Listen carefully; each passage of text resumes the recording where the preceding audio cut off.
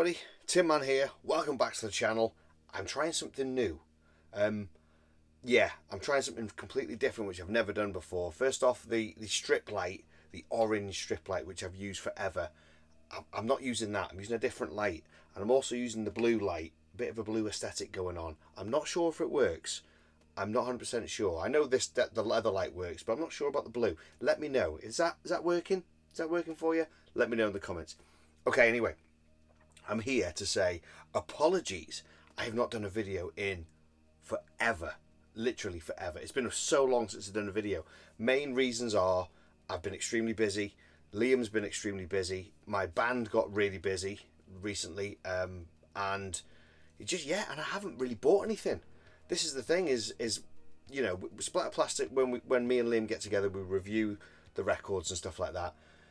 We've been so busy that we haven't been able to get together, but I like to do stuff in the loft. I like to unbox, I like to review stuff that's maybe not on vinyl or stuff like that, you know, DVDs, VHS, that type of thing.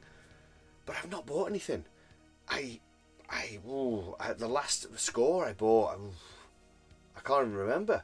But the last thing I bought was Alien Romulus, so that was before Christmas. So you can see we're mid-Feb.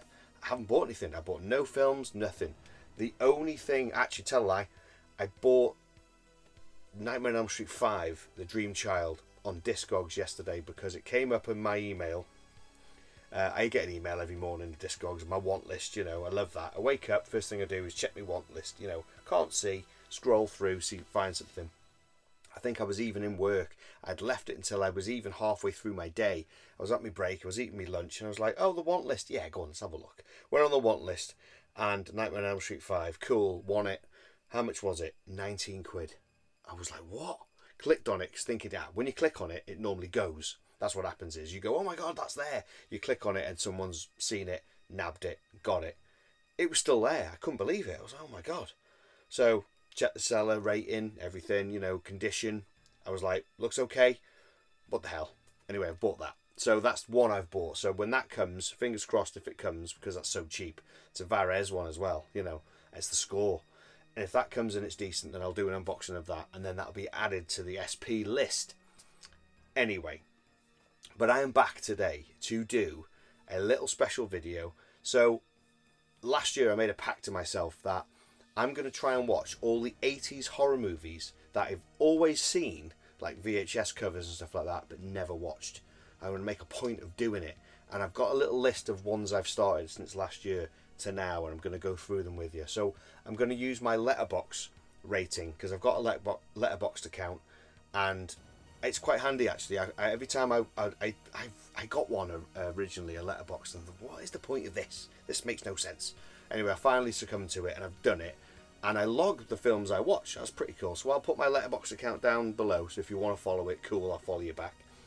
Now I'm going to go by the scores I've done on that. So it's stars. So you know, I'll give you my rating in stars.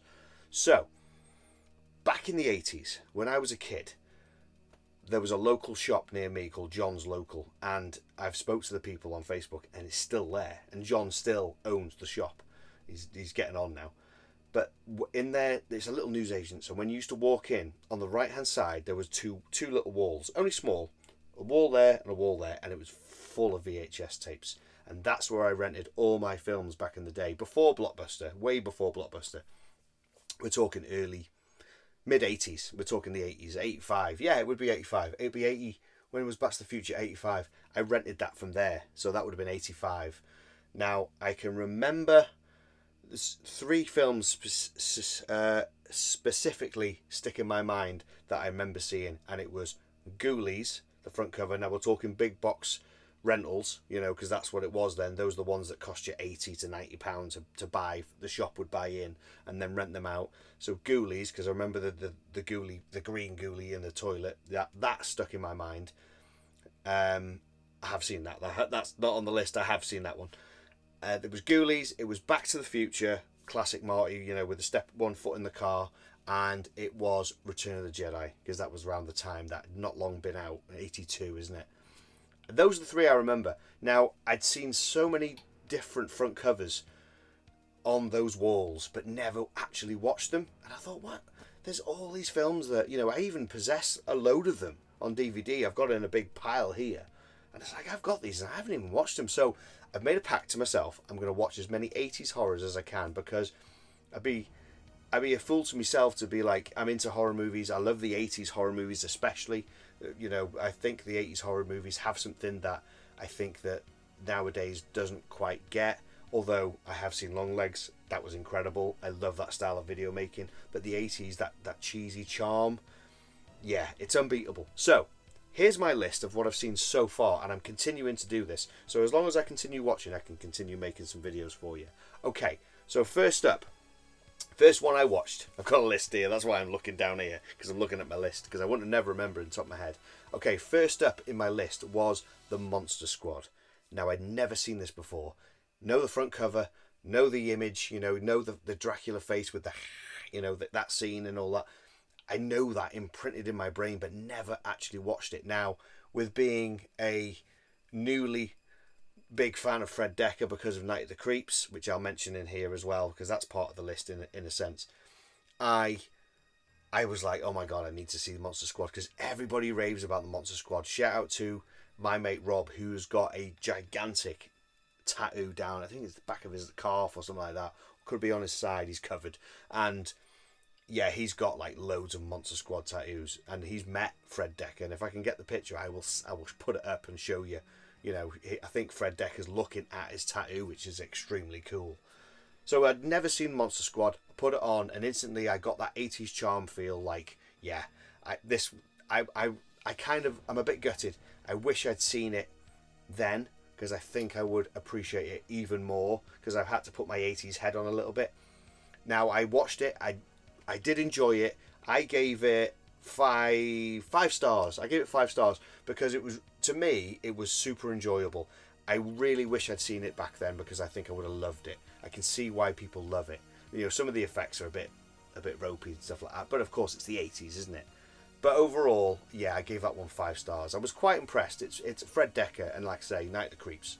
It's one of my favourites now. You know, newly one of my favourites. So yeah, that was a good start. I was like, this is really good. So yeah, that put me on the path for next ones. So while we're on the subject of Fred Dekker, we'll go with Night of the Creeps. Now, I'd watched this previously before I'd started doing this, but seeing as this is an 80s movie that I'd never seen the front cover.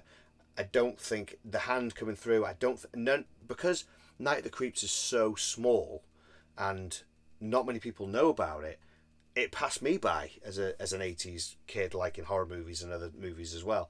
So got introduced to it by, who introduced me to it? Was it Liam? Was it Liam who told me to watch it? Could have been Liam actually said to me, you need to watch Night of the Creeps, because it had everything in it. Now, Night of the Creeps, for me, is, even though it's an 80s one, it's one of my new favourites. I absolutely love Night of the Creeps. There's so much going on. You've got the slugs, you've got the zombies, you've got the aliens, you've got it's sci-fi. Everyone says it's a B movie. I don't think it's a B movie. What I think it is, it's using the B movie elements and putting them all in. I wouldn't call it a B movie.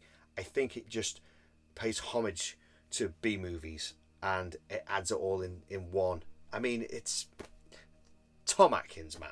Tom Atkins, legend. When I met him last year, I took my Night of the Creeps Blu-ray, and I was like, can you sign this? Or was it Halloween 3 record? And he goes, well, it's a bit small. You know, I was like, okay, he signed the record. I wish he'd signed the Night of the Creeps Blu-ray, to be honest. It doesn't matter. It's still good. But yeah, Night of the Creeps, man, that was I'd give it more than 5 stars. If I could give it more than 5 on Letterboxd, I'd give it 10. Honestly, it was superb. So there's another one for you. Okay, next up was From Beyond. Now, seen the front cover, and Liam has talked about this at length sometimes, of how good this is, a H.P. Lovecraft one and stuff like that. You know, the psychedelic purpley colours. I should have changed my light to purple rather than blue for this. And I loved it.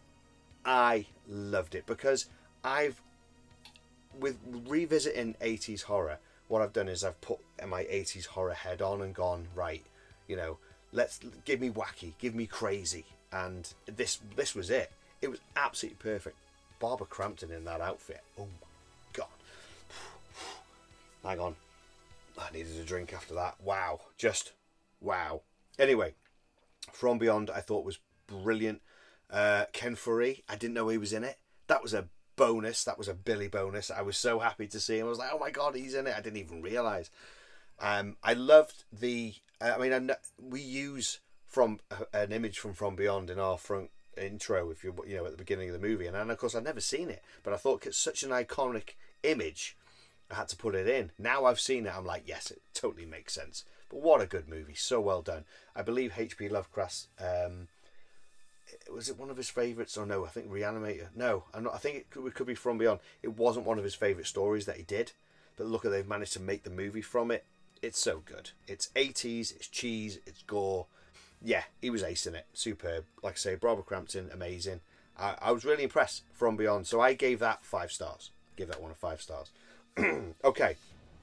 Next up, my youngest daughter, Mia. Shout out to her because she told me, Dad, you need to watch this movie because this is her favourite movie of all time. It is Killer Klowns from Outer Space. I'd never seen it. I'd seen the images a million times. In fact, we got some merch from Hell on Shirts. Shout out to Hell on Shirts. We got some merch from them, and it was great because it was like, right, I need to watch the movie now because I've got these shirts. So, sat down, watched it. It's wacky. It was great. I loved it. I can see why Mia loves it. She's got my kind of sense of humour in a way. Yeah, it's great. It was great. It was out there. It was great. It was. I keep saying the word great. Why do I keep saying the word great? I have no idea.